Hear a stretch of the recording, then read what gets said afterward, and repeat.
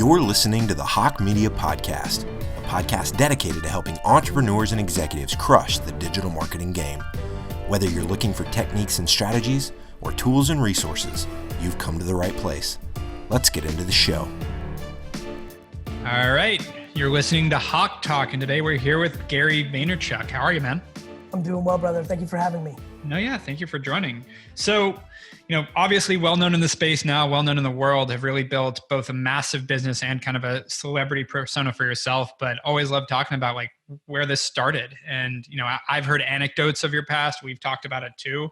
Funny enough, we have similar backgrounds in terms of the Russian connection, but would love to know just that life story. What kind of drove you to be the person you are is really what I'm trying to dive into. So start from the top, Belarus, 1975, November 14th, 20 inches of snow, according to the legend. And just very humble beginnings. 1975 to 1978, Belarus to 20-year-old parents is like 1930s America for people that are listening. And so, very humble beginnings. Like we didn't have Pampers in Russia. Like it's hard for Americans to understand where Russia was. It was more third world country, even though it was the Cold War. So, For example, I grew up without having Pampers and I was a big peer. So like literally like in these stockings, my mom would have to like change me 6 times a day. And like, we'd go out to the park to get some fresh air and she was 5 steps out and I'd pee my pants. We have to go back in, like just real fun kind of like 1920s like stories. Come to America. Do you have memories of that? Do you actually like? No, yeah, I don't remember a single thing of Russia. We also spent HIAS, big shout out to HIAS, is an organization that helped me and my family and other Russian Jews get out of the country in the late 70s, couple 100,000. So I'm very lucky when you think about the math. The way we got to America was through Austria and Italy, and then you came to America. So Austria and Italy were kind of these hubs for a lot of the people that know this story or maybe even live this story. So we were a couple weeks in Austria and we were in Italy for several months. Oh, wow. Yeah. And I don't remember Austria or Italy, but I start remembering my life within weeks of being in America. Now, probably because unfortunately, one of the first things I remember is grabbing tea off the table in Queens and burning my leg and going to the hospital for 3 days. Oh, wow. So that happened. How old were you? How old were you when you came over? I was 3.5 when I came over. That happened right after I turned 4. Okay. So, family, grandmother, we lived with my great-grandparents. We lived with my aunt and uncle. The first year was real rugged. My dad had a very well-off, wealthy, great uncle, his grandmother's brother, that was going to kind of like help us. But while we were in Italy, he dies. Oof. Yeah, so now we roll in, and big credit to Arlene Newman and Bob Siegelman, that great-grandfather or great-uncle of my dad, Jack Siegelman's children. They very much did do the right thing by us. They helped my dad, buy a car. They got my dad a job as a construction worker in their construction company, and then ultimately they got a job for my dad as a stock boy in the liquor store that the family owned. Got it. That liquor store was a small store in the late 70s, early 80s. Where was it? It was in Clark, New Jersey. And my dad starts working there, $2, $3, $4 an hour, very humble beginnings, commuting from Queens to New Jersey, rugged life. But something interesting happened. Many of the individuals that worked in that store decided to pack up and move to San Francisco at the same time. Huh. Was there a reason and driving thing behind it? Yeah. I asked my dad years later, I think the majority of the men that worked there were gay men, and they went to San Francisco in 1980. Yeah, go and hang. Yeah. So my dad gets kind of promoted with no English to be the manager of the store. Yep. What ends up happening is New Jersey changes liquor laws. There was something called regulation, which meant every liquor store in New Jersey had to mark up every product 35% minimum as a baseline markup. So liquor stores were good businesses. There was no competition. Like if you just wanted to make 35% markup, you could build your lot and you could obviously make more. Yep. Well, they deregulated and now you could sell at any price. My dad and his entrepreneurial capabilities teams up with some other guys he met early on in the industry, and they start a co-op called Shoppers Discount Liquors, and they start selling liquor and beer, mainly not wine, at very low costs, including dead cost. They all chip in money and start running ads in the newspaper. So where did that come from? Like, where did your dad get his entrepreneurial spirit? Obviously, he, took a risk leaving everything and coming to the US, but DNA game, right? My dad's dad, my dad's grandmother, my dad's mother were very entrepreneurial by the legends and stories I've heard, kind of like selling roosters at the market shit, like real stuff like that. Yeah. Right? And For so entrepreneurship. Yeah, I mean, the same way I got it from, it's in us. And so he had great intuition. His work ethic was, and my mom's for that matter, bar none. That's where I get it from. And away we go. Ronald Reagan era, economy turns. And we are now living in a townhouse in the early 1980s. And we are now in middle class territory. And we grew up Were you still in Queens, or where were you? At that point, we moved to Dover, New Jersey, and then we moved to Edison, New Jersey. And Edison, New Jersey is where I grew up from 1982 to 1990. And that's kind of where I'm become me, outside Jersey kid, meaning go outside all day. Yep. Sports. What was your sports? What did you like to play? Everything, but a heavy baseball, heavy baseball, football, a little bit of basketball, little street hockey, a lot of games, laser tag, wrestling each other, running in the woods, war, water guns, just real Americana, 80s getting kid. out. Yeah. Now can speak the language, fall in love with American football. That's where the Jet stuff comes. And that's on that note. I know when you first moved here, you didn't speak the language. How long did that take you? How was that transition? That's the beauty. If anybody who knows or has been around this, if you're under 6, it's like cake. It's cake.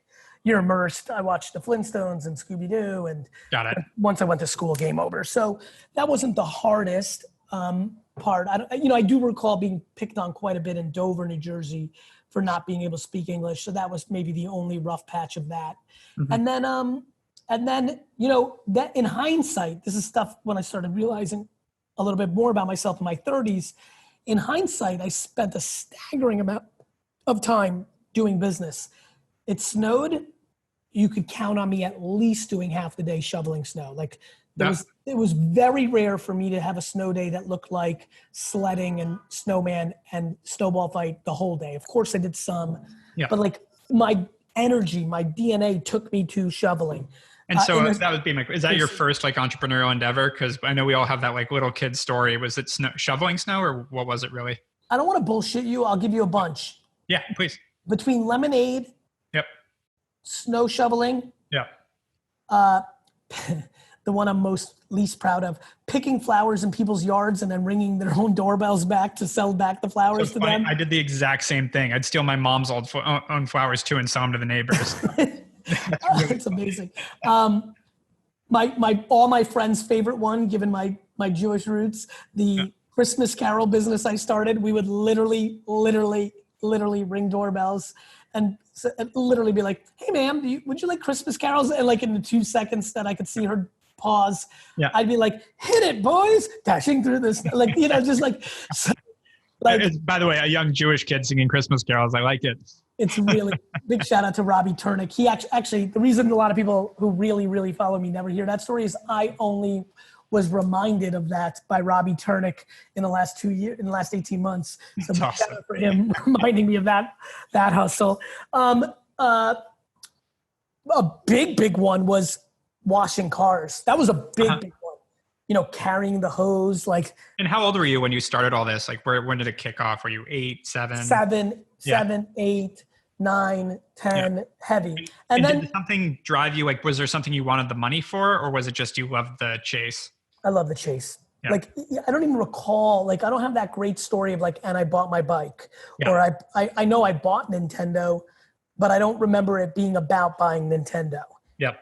It's who I am now. I mean, you've got, obviously with your friendship with Jeff Nicholson and being similar in space, and we've had the luxury of interacting, and I'm sure, back to your earlier point, when you're out there, people talk and you get to hear the stories from people that actually know you versus the people that are listening now that have opinions of me but don't know me.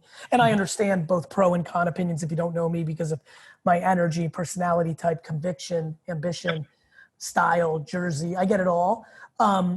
but I think not that we know each other the most, but we know each other enough that I'm really about the game. Yep. Like I'm just not that guy. I'm not looking for the Bentley. I'm not looking for the yacht. Yep. Yes, I am trying to buy the New York Jets, but even that is almost like I've come to realize, right, that's the game too. Love that's not a monetary, that's not a bragging rights. It's a passion. And I get that. The reason the money's a means to do it, but still what's funny? As you were just talking, I was like thinking how I'm feeling right now. I really, really, really want to win a Super Bowl. Yeah. And like in my brain, especially right now, because everyone's really on tilt in Jets Nation. Yeah. I mean, it's, I'm at the point where I feel like I have to do it myself. And so fuck it. And listen, I'd be lying if I didn't say there's absolutely a part of me that understands that it would be such a remarkable, fun American story of boy comes to America. A famous story I do tell is when we couldn't afford buying me a Jets jersey when all my friends had one, my mom knitted me one. It is my prized possession. Yeah. And I think that, I think a lot about that shit. And so I do have a little bit of romance around that narrative and think it'd be pretty cool. And so that's who I was. And obviously it's fun to tell this part of the story because it's in the news more now and part of our culture more now. And then 1985 happened and sports cards explosion started, and it was perfect timing. I love sports. I love business. I'm 10 years old and away we go. And I basically from 86 to 93 to 92, 93. You're like 11 to 18 kind of thing. Yeah, I would. Yeah. Like basically from a 10 to 17, 16 and a half, 17, 16 and a half. That's funny. Like 10 to 17, I would tell you that 80% of my energy and mentality was around sports cards, buying them, selling them, being in them. I was an atrocious student. I was obsessed. Mm-hmm. And basically I would argue that what makes me who I am today as a businessman was really honed in from 10 to 20 at card shows and my dad's liquor store. I would stand behind a table at a card show in a mall and basically spend 10 hours a day watching people. Even then, Eric, this is what I do for a living now. I would watch people and I would make adjustments to my table. I would make adjustments to where I would ask my table to be. Mm-hmm. I would, I learned by watching people. And so you're talking about like the way people traffic through, what they looked at, what they're. Oh shit! This is the most popular store in the mall. Oh, this is where an entrance is. Oh, if I do a stand-up Christmas tree with cards on it, people will see it from like. I learned. I've learned, and I really learned in my dad's store. I mean, 20 years. I mean, 20 years before I realized big companies like Walmart and Target would film people's traffic patterns and analyze them. This is what, and you may know this, and maybe Jeff has said this about me, like I'm dangerous enough in the math to not be lost in the world that you and I are in, but my great skill is the gray. Yeah. I made myself foundationally strong in the math enough to not be blown out by it because math will beat you that way. Yep. But the reason I think I've been ahead is my tangible skill is unseen for a while. Yep. And you can like the observing how people walk through the liquor store, where they went to, how to merchandise it and set it up properly, that kind of thing.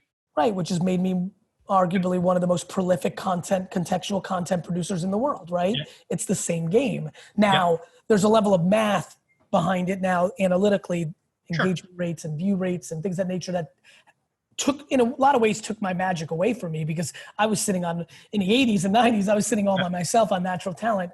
Math has closed the gap, but in a lot of ways, math has made me stronger, right? It's only reaffirmed and created pattern recognition. And so when I think you just said it best with the gray, like math can only get you so far. And a lot of times, if you don't understand what you're looking at, math can help qualify what you're looking at. But if you look at just data and don't understand the gray around it, you might make bad decisions. Actually, I've seen that happen a lot. Not only that, brother, because I know I'm going to make some assumptions here with your great success, and kudos to you and your team. It makes me so fucking happy. There's probably a very smart listenership to this show, outside of like the new viewers I'm going to bring to you. And so I would say that people need to understand that math also affirms bad behavior. Yep. There's a lot of people in our industry hiding behind math. Yeah, it's confirmation bias. You can 100%. Make it say a lot. 100%. Yeah. And so I respect the shit out of math. I understand it enough to be dangerous. but my great skill is understanding emotions and human behavior and really having conviction around my intuitions, and then really creating affirmations or having the humility to bail on intuition. And that's who I think I am today. And what ends up happening, and I think a lot of people have heard this story, so maybe we can go into other areas, but I'll go there. My dad forces me into the liquor store. I fall in love with wine collecting because it's like card collecting. So I'm like, oh shit, this is awesome. I want to help my dad. I think I can help my dad. My great dream is to help my dad. One of the things that hurts my feelings the most is when people try to downplay my accomplishments of like, well, his dad gave it to him. I went into my dad's business, gave him 12 of the best years of my life, and left that business at 34, not owning the wine library, becoming a partner with my dad in the real estate. But other than that, having no tangible, and by the way, something people may know about family businesses, if you're the COO or CEO of a business that you drive from 3 to 65 million over a 7-year period, it's unlikely that you'll be continued to pay $60,000 a year. But that was the truth of my life. So I kind of am 34 and have to start all over when I start Vayner. And luckily I was a saver and didn't spend money. So I had some money to invest in Facebook and Twitter. It all kind of collided, right? Yeah.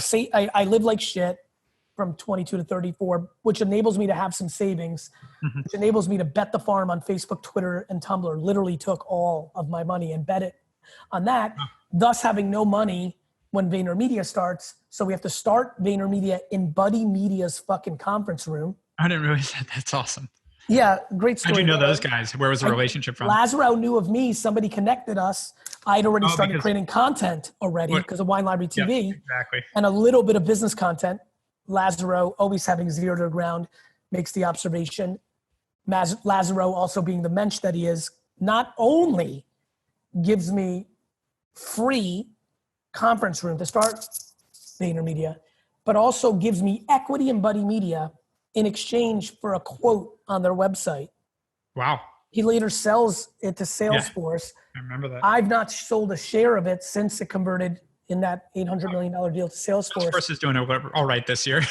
So basically, I literally made substantial 7 figures for a quote, and I got free space. So one of the best business move I ever made in my life. Big shout out to Cass Lazaro, his wife, who's a real operator, by the way. So that was an amazing journey. Anyway, nonetheless, going to my dad's business, because you've got a little sense of me. I'm sure some people do. Imagine me 15 to 18 hours a day, singularly being focused on wine for a decade. That's who I was. So when I tell you I knew everything, I fucking knew everything. I literally probably knew 92% of the wines that were available in America in any state. I built an e-commerce business in 1996, way ahead of my time. I had an email newsletter that had 100,000 people on it with 90% open rates before anybody knew email newsletters existed. I was doing Google AdWords and Yahoo AdWords before anybody was talking. I mean, I literally bought Google AdWords the day the alpha opened. I started a YouTube show. If you go on YouTube right now, February 21st, 2006, which is literally within the year of YouTube launching. And that's when I just, I became GaryVee, as people know me now, as being the marketer for the business. I also learned, why am I an executive at a 1,000-person company today? Because I learned how to run people at Wine Library. As a kid, 22, 23, 24, I'm managing grown men. How many people did you have under you then in your 20s? When I first started in the store, I think we had 9 employees in 98. And I think we went from 9 to 100 in 5 years. And that was a different kind of person, right? A lot of them were minimum wage, stocking bottles in a liquor store. So you had a lot of those dynamics.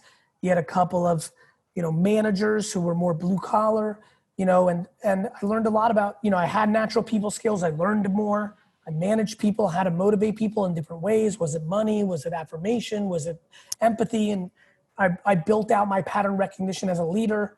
But I innovated like a motherfucker, both in what I sold in terms of New Zealand wine, French wine, Spanish wines, but in terms of how I sold, e-commerce, the marketing habits. And by the time VaynerMedia started, I'd built GaryVee, the wine guy. I'd not mastered, but man, was I at the fucking forefront of fucking Twitter and Facebook and MySpace and Timing's big.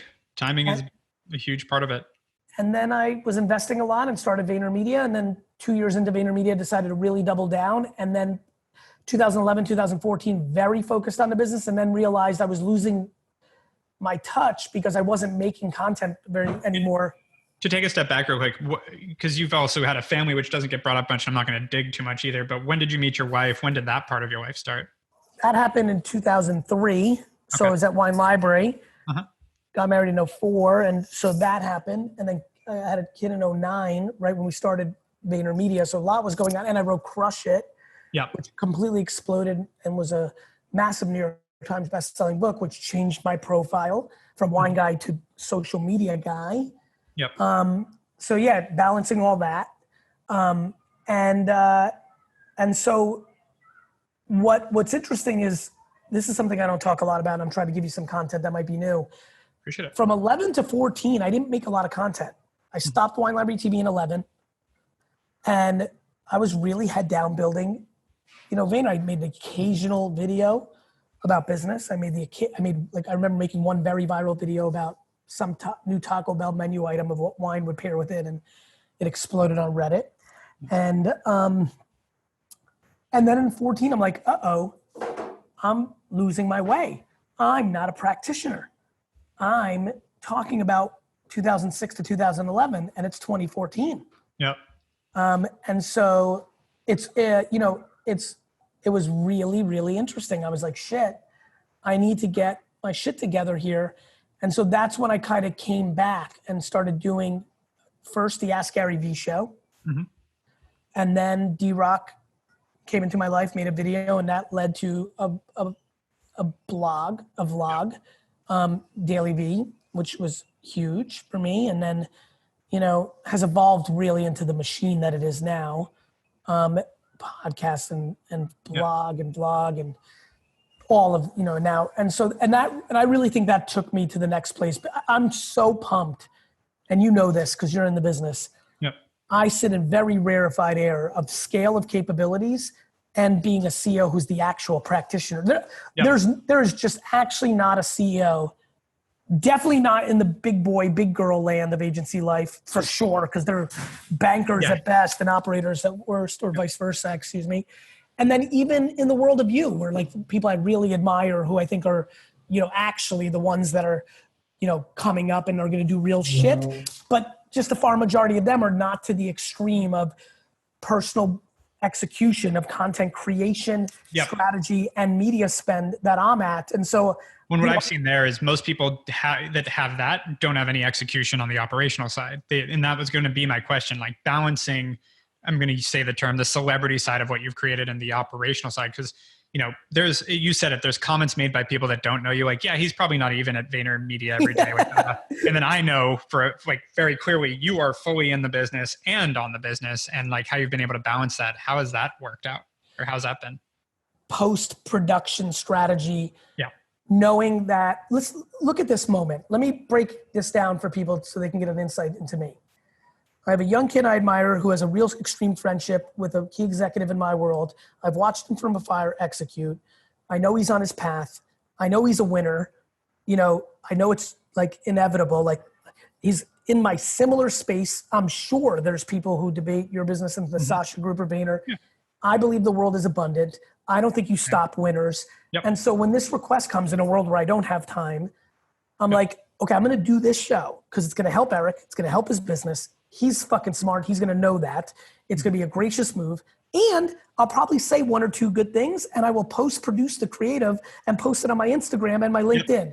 I am so, Erik, I think what's really funny about the way my brand lives in the world, to your earlier point, is I would argue that people think I'm doofy because I think people grossly underestimate me because of my personality type and the fact that I go into self-help because I do believe in macro. I believe that mindset is just perspective, and perspective is practical strategy and is meaningful to how one lives life, let alone executes a business. I think that confuses people that I'm a self-help guru and things of that nature in a world where I think I'm dramatically more thoughtful and strategic than everybody else. I really believe that.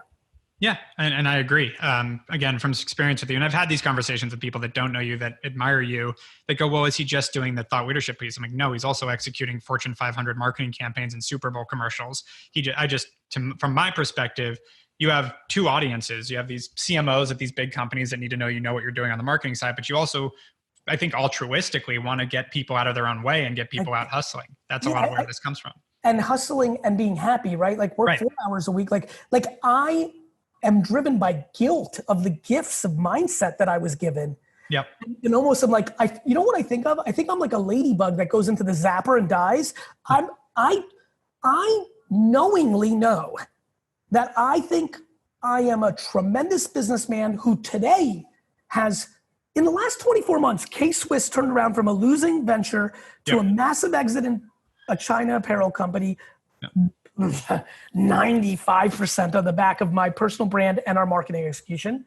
Yeah. I exited a company I invented, co-invented with Ben Leventhal, sat on the board of, navigated incredibly through people dynamics and fundraising and marketing strategy and product strategy called Resi to a multi 9-figure exit to American Express, and created and sold in a hefty 8-figure exit of a direct-to-consumer wine brand called Empathy to and remember, Amex and Constellation are not enamored by GaryVee. Correct. I think that's an important note. Yeah, exactly. they have real M&A teams that look at math and real stuff. And I've done that in the last 24 months. And Eric, when I tell you those 3 business victories are way up there just in my 24 months to the comparison of many other business leaders that people admire tremendously.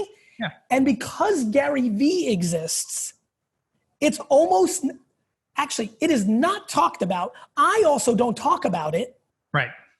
Because I think me bragging about, now I would like to talk about how and what, and I can do some of that, but I put out content to help people at the complete detriment of my craft. 100,000%. That's why I landed on altruism, because there's no other benefit for you. You're not generating business by helping. It's hurting. It's hurting my reputational value, as I want to be, and I will be, on the pedestals for my own sport, of the pedestals of the most significant business executors of my generation. Now, I'm a little bit more of a tortoise than a hare. Mm-hmm. I probably won't achieve the complete financial upsides of a Bezos or a Zuckerberg or things of that nature, but I'm completely convinced that I will have the financial means to buy the New York Jets. Mm-hmm. I believe that I will build one of the most significant companies in the history of this generation with VaynerX as a communications platform that already has proven it can spring out massive businesses with Empathy, because those were 2 of my interns, were my co-founders. Wow. Nate Schroeder and John Troutman were interns at VaynerMedia, who were my co-founders, became millionaires on the Empathy, and our executives at Constellation. Like, I'm doing it, but GaryVee saying, all the parody videos of me, I love them. First of all, the comedians are incredible. And they're funny, and they're very spot on, of like, you could have been a tree, or your parents don't get, like, all those funny cliches.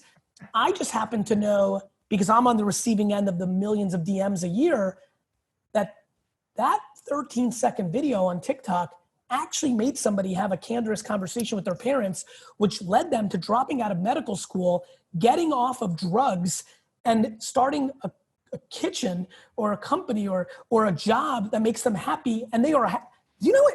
I don't give a fuck if I buy the Jets and win 13 straight Super Bowls. Making a piece of content that makes somebody happy and live a better life is the greatest fucking legacy anybody can have. Yep. No, and I love that you're saying this, because I think it's important for people to know. It's something I know about you, but it's really nice to share. So one last question, then a rapid fire session of some audience questions that we got before you coming on. So last question for me is, you kind of mentioned you want to build this big, et cetera, but what is your vision for the next 10, 20 years? Like, what do you really see? It's so narrow. You'll love this. Perfect. I want to build VaynerX to be the greatest communications machine of all time. Live events, VR, AR, media, Alexa skills, scale building. Like, we will cover it all. I mean, it's been very clear. I've been very obvious. Vayner Commerce gets built. Tracer gets spun out. Like, I'm doing it. And then I would like it to be a Death Star, literally Star Wars analogy. I would like it to point to a planet and blow it up. Yeah. A planet is, I want to start a direct-to-consumer wine brand because I love wine. A planet is, AJ has Crohn's disease, and I'm going to show the Crohn's and Colitis Foundation to be the greatest marketing communications, foundation to help cure Crohn's disease. A planet might be, I've always liked Eric H. I can't believe he's done with his entrepreneurial ventures and he wants to be the governor of California. I am going to help him build the marketing plan of 2047 to do that. That is a planet. A planet is, I've always loved starter jackets. They're selling it. I'm going to buy it and I'm going to make it as good as Off-White. A planet might be, you see where I'm going, right? Yeah, you want to, as you said, a Death Star, a massive engine that can make you launch anything you want to launch and just be. Which is why I ate shit at 34. And even though I made these big investments, and a year and a half into Vayner, when we were doing 3.3 million, I had people offering me $100 million to start a hedge fund or a VC fund. I could have literally fucking made $2 million a year to just take meetings, because now I was full-pledged GaryVee. Now Barack Obama and Mark Zuckerberg and like real people. Like now I'm in a different planet, and I said no, because I knew that if I ate dog shit for a decade and built this Death Star, that I would be fundamentally unstoppable in the happiness and pursuit of process for the rest of my life. And I am dangerously close to that place right now. And I got to ask on a quick follow-up question. Do you think you're going to retire at some point? Never. Yeah, same. Cool. No shot. By the way, we share a birthday, so happy early birthday. Is that true, Eric? Yeah. You know what? I did know that. You know what, Eric? I'm going to say something. It would blow my mind if I did. I won't, because with a Death Star, if that is just curing diseases, helping children, like I will always be in deploying the Death Star. I may not be the active operator of a functional business. I might just be the operator of the Death Star, like almost like a philanthropy thing. But I do really anticipate in buying the jets, and I'll be running that organization, and that will be a lot of fun too. So anyway, looking forward to that. All right, so quick fire, because I know I need to let you go. Let's do it. Logan Paul credits you with getting into Pokemon cards. Any quick story there? 3 years ago, 3 years ago, I realized it. 2 years ago, I started making a lot of content around this. And a year ago, I just started reaching out to acquaintances and friends and business associates, or if they reached out, I think Logan reached out asking me a question on a thought about something. I was like, yo, bro, are you getting on this? And he's like, I don't care about sports. I'm like, Pokemon? He's like, yeah, actually, that was literally it.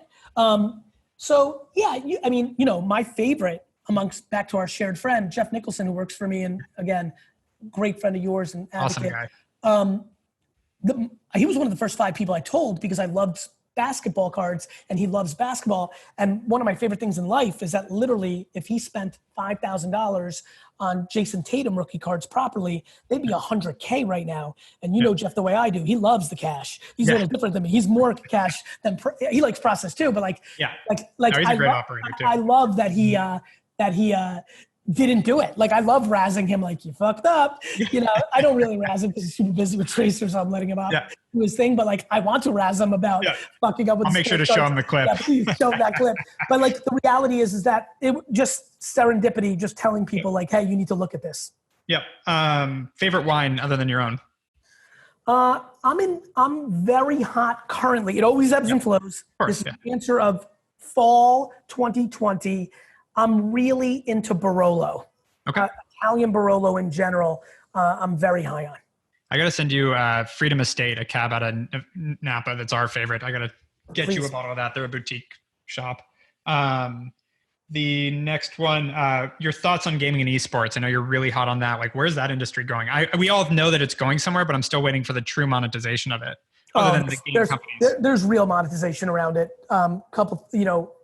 Obviously, with Vayner Sports, I'm wearing the hat. If you're playing video, we represent Kyle Bugha, what I think is literally the Federer, Nadal, Tiger Woods of Jack Nicklaus of esports. So my brother and our company represents talent, and then I'm the solid minority owner of the Minnesota Version 1 esports holding co-team. We have a Version 1 team in the Rocket League, and we have the Minnesota Rocker team in the Call of Duty League. I'm very deep in this, big financial investment from my end. I mean, it is clearly one of the 3 or 4 biggest sports in the world for the rest of my life. And so the monetization can happen in training. It can happen in brand arbitrage. It can happen in content. It can happen in representation. It's going to happen in every single same place that basketball monetizes. And I grew up a competitive gamer when it wasn't the cool thing to do. So I'm loving seeing this. Sure. That's awesome. Keep going. Last question for you. Where does your knowledge come from? You've said before, you're not a big business book reader. So where do you gain all this? The osmosis of reading comments at a scale that I'm starting to realize might not exist. I just don't think I think I took for granted that I am basically reading people 24 hours a day. And that if I'm taking a flight to San Francisco and I'm just don't want to do actual work, that I'm not watching a movie. I am going to go on Twitter. I'm going to go in Instagram Explore. I'm going to read current events and then be like, who's this? Going back to an old one. Who's this Cardi B that everyone's talking about on the deep hip hop threads before she becomes Cardi B? Yeah. I found her Instagram account. Oh, I found her one video on YouTube. Oh, I'm going to now actually read every comment before I listen to one bar of her music. Got it. Why do 8-year-old girls like slime? Why did I just hear that from my daughter? Oh, I'm going to spend 4 hours now reading the 4 top slime podcasters, YouTubers, and Instagram accounts. And I'm going to read 9,000 comments to get an observation. What do so people... funny you bring that up. We launched Karina Garcia's slime company with Target. I love that. Yeah. So, to me, it's all that stuff. It's what is going on? What are people's perspective on LeBron now that he's won his 4th title? What is the current temperature of LeBron versus Jordan? I'll spend an hour on that. I'll spend, what's, I'll just literally spend Korean, K-pop or pop-up stores, or now that it feels like COVID, or I'll do something else. I'll have a hypothesis. Oh, I will never fly again where every person in the plane is just in a normal face. For the rest of my life, at least some percentage of people in that plane will wear a mask. Yep. Hey, that means that masks are actually now a staple item like jeans and socks. Yep. Hey, let me go down a rabbit hole right now on search of which companies are, I know they're all doing it because I even know it now because I see the ads, I see all that, but who's really committed? Hey, should I start a mask company in perpetuity? This is what I do. Yeah, no, that makes a lot of sense. You're a permanent student. That seems to what ties us all together. Which is really funny, right? Because a lot of people, when they see me in the wild, interrupting people on my own podcast, always talking, I find it fascinating how much of an enigma I am. I understand the judgment around always talking. God, I spend 98% of my life listening. Well, it's a window into social media. People think that the 2% of your time they see on social is you. And the truth is that's only what's there. I see it the same thing. Okay. So I do actually have one more question, then you're done, which is you're full of advice, but what is one piece of advice for someone that's starting out, you've got your origin story. Everyone's got their own path, but what's your piece of advice to just get to that happiness, get to achieve what you want to achieve? The biggest thing that ever impacted me in my life in a lot of ways was that I was an old soul as a child. I don't know why this is, but in my 4, 5, 6, 7, 8-year-old self, I would gravitate towards the grandparents at the playground in a way that I've started to really try to figure out. Mm-hmm. Maybe it was because I only had one grandparent because they all died, unfortunately, because of the way Russia was. But in hindsight, I think I'm just an old soul. And so what did I learn in those very formidable first 10 years of my life? I learned that old people, and that's how I'll say it because that's how I thought back then. Yeah. Because I don't think 80's old now because I can see it and I'm like, I'm going to be fucking doing it. That old people have a lot of regrets. Mm-hmm. And that the old people of the 80's that I met, and even today, the people in their 80's, 90's, they didn't grow up with the internet. And which meant they didn't have options anywhere close to the ones we all have. So my piece of advice is, for somebody that's starting out, is spend as much time as possible trying to figure out the cross-section of what you love and what you're good at. because it's worth wasting your 20s and 30s, because it's not waste, to find it. Because what you don't know is what I know, which is I'm 44 years old right now. Erik, how old are you? 33. To the day younger than you, 11 years. Correct. And I feel like we're the same. I feel like we're contemporaries, friends. There just is no gap in that 11 years. And I think what I want the 40-year-old to know right now is the way you feel right now, and if you can do what I'm asking you to do, is exactly the way you'll feel at 44. And you don't have to be married at 30, and you don't have to make $1 million, and you don't have to. What you have to do is recognize that it is proven without a shadow of a doubt that most people aren't forcing themselves to find happiness. And the ones that do are laughing at the rest of us. Yep. And I want you to get there. And so be patient. You know how much I love it. There's no way we're going to get through this whole thing without me mentioning it. I just think that, like, you know, sometimes when I see a successful kid like you at your age and they're burnt out or kind of anxious, and I'm like, when I almost am dreaming this up for you and I, if I could look at you and say, bro, literally I was starting over at 34, zero. Yeah. Look where you're at 34. Mm-hmm. You know, like, it's invigorating because I think people don't realize how much you can do in a decade. Yep. And so patience. And the same thing. My principle I've always told people is just continue to learn. I mean, if you're, as you said, where you can find where you love something and you're good at it, but that takes a lot of trial and error. This is my 5th business at 33. You went through a few things too. Like, it's like, it doesn't happen like that. As you said, patience is huge. And force happiness, you know, like like everything I just said, I might wake up next week and be like, fuck the Death Star. I'm starting a donut brand, and I'll do it. I'm crazy enough to do that. And I think that's important. Yep. Agreed. Well, thank you again so much. Welcome, I know your time is valuable, so appreciate you joining us. Take care. Bye-bye, everyone. You've been listening to the Hawke Media Podcast.